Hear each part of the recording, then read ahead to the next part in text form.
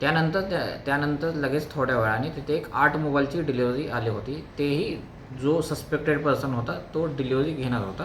तर असं आम्ही लगेच 12 मोबाईल जप्त केले आणि त्याच्यामध्ये हकीकत अशी होती की एका जळगावच्या व्यक्तीने त्याच्या बँक्स अकाउंटमधून काही पैसे कट झाले होते, डिडक्ट झाले होते.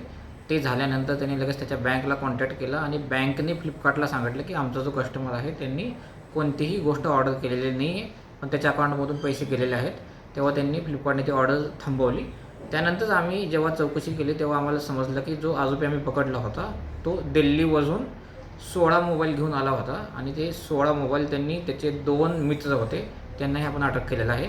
त्यांना विकण्यासाठी दिले होते आणि ह्याच्यामध्ये ह्यांचं एक रॅकेट ऑपरेट करत होतं आणि ह्याच्यामधून आपण टोटल 28 मोबाईल आणि 4 लाख कॅश असा जप्त केलेला आहे.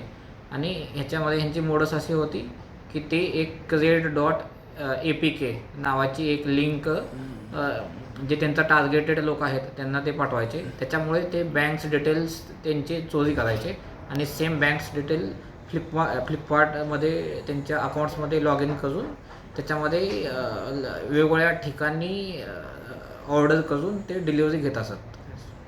ओके, तर हे फ्रॉड होता का सर? येस, हा फ्रॉड आहे.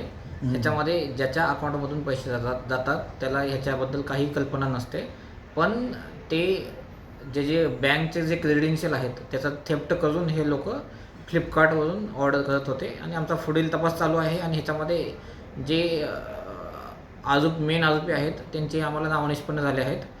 लवकरच आम्हाला त्यांचा शोध घेऊन त्यांना अटक करण्यात येईल. शेवटचा एक प्रश्न सर, ते दिल्लीवरून जे माणूस आला ज्याच्याकडून मोबाईल आले ते मोबाईल काय चोरी वगैरेचं होती की असंच? नाही, सगळे मोबाईल जे आहेत ते नवीन मोबाईल आहेत, ते चोरीचे मोबाईल नाहीत. त्यांनी जसं मी बोललो की बँकचे डिटेल्स चोरी करून फ्लिपकार्टच्या साईटवरून ऑर्डर करून हे मोबाईल हे केलेलं आहे, लोकांची फसवणूक केलेली आहे. ओके, सगळे मोबाईल नवीन आहेत. थँक्यू.